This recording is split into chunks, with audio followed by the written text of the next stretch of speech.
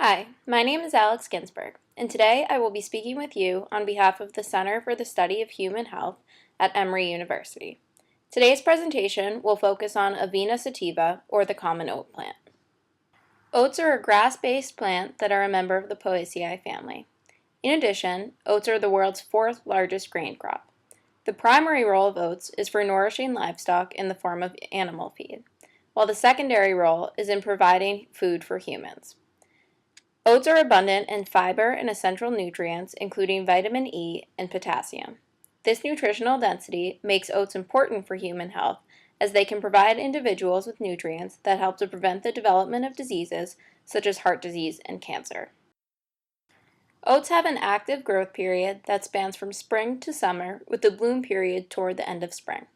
With low drought and anaerobic tolerances, coupled with intolerances to shade and fire, common oat plants must grow in cool, temperate regions.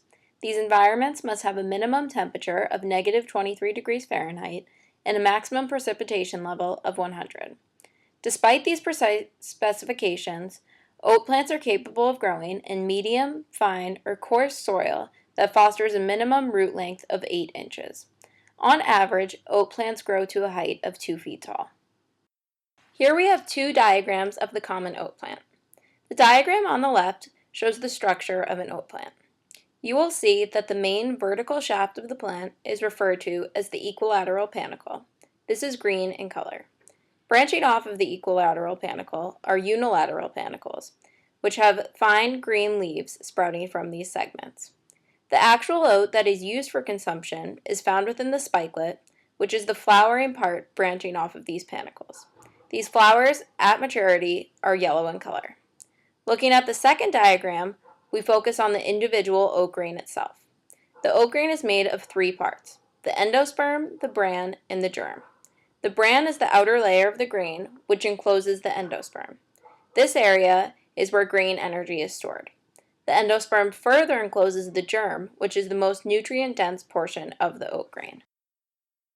The history of oats dates back to the classical era, where authors such as Cicero and Ovid depicted oats as weeds with medicinal properties. Further ancient texts show that oats originated in the Asia Minor region. Oats were introduced to the United States in approximately 1602 when they were brought over to the northeastern coast by pilgrims. Oats had a marked westward expansion in the 1800s when settlers moved them westward in search of gold. In 1946, there was a boom in the oat crop industry.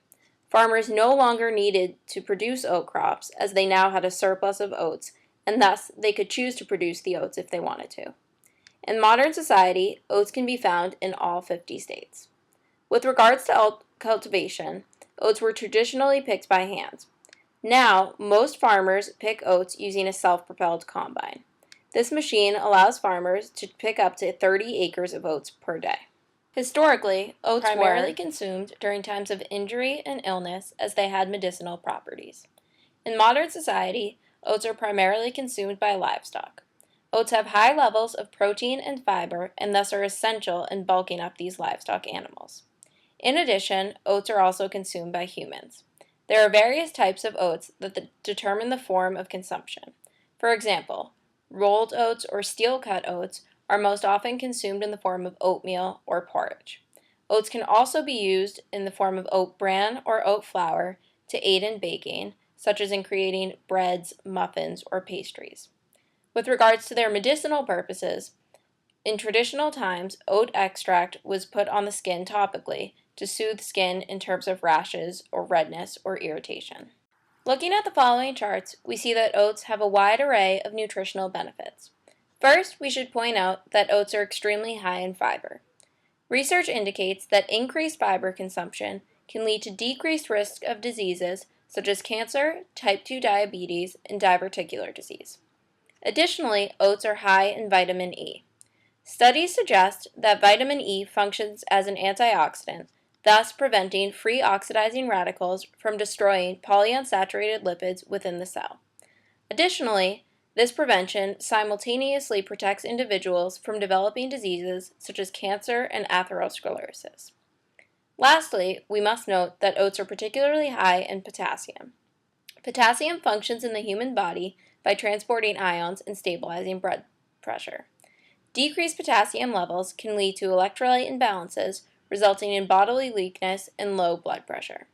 Moreover, decreased potassium levels can yield hypoalkemia, a condition that suggests risk for gastrointestinal disorders and cardiac arrhythmia. Many studies have been conducted to determine the biological activity of oats. In vitro study, researchers measured the reactions of 7 oat varieties when exposed to free radicals. From this study, researchers concluded that the antioxidant content of whole grain oats surpassed that of other breakfast cereals made primarily from non-oat whole grains, thus reducing the risk of chronic disease. In a clinical experiment, researchers conducted an experiment by increasing the whole grain content in the form of oats in the diets of individuals. These individuals who consumed a diet rich in whole grain oats were noticed to have decreased LDL levels, putting them at a lower risk for developing coronary heart disease. Lastly, researchers conducted an in vivo experiment where they separated lambs into 6 groups, feeding one segment barley and the other half oats. At the end of the experiment, researchers noted that they found barley-fed sheep had higher growth rates, carcass weights, and fattier carcasses than oat-fed sheep, thus making them more profitable for farmers. According to the UN Comtrade report, 2012 oat imports valued over $800 million, with the top importers ranking as followed: United States, Germany, Spain, China, and Japan. Total oat exports amounted to just over $800 million as well, with the top exporters including Canada, Finland, Sweden, Australia, and Chile. Thus, this information proves that oats are an enormously valuable crop internationally, ranking behind wheat, rice, and corn as the 4th largest grain crop. The demand for oats is primarily influenced by human demand for dairy and meat products, as increased oat feed is needed to sustain larger amounts of livestock. Oat demand is also influenced by the ability of cereal producers to profit from creating oat-based products. Historically, oats have been viewed as a safe crop, presenting little danger to other crops or to society. Yet there is now increased use of fertilizers in oat production. Countries such as France and Germany rely heavily on the use of fertilizers when growing oats, and as a result, produce oat crops over twice the size of those in America. Thus, increased use of fertilizers in producing oat crops is suggested so as to increase the yield and monetary profit of oat crops. Yet, many individuals fear GMOs for their potentially harmful effects on the body upon consumption.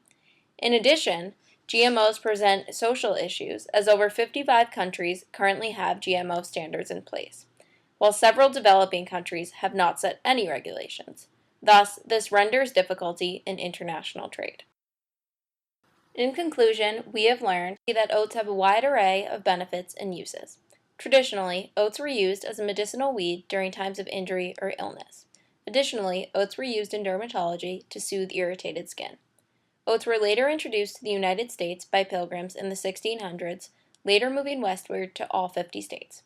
Today, oats are primarily used for livestock and human consumption. Oats have a wide array of nutrients, including fiber, vitamin E, and potassium, all of which are shown to prevent chronic disease.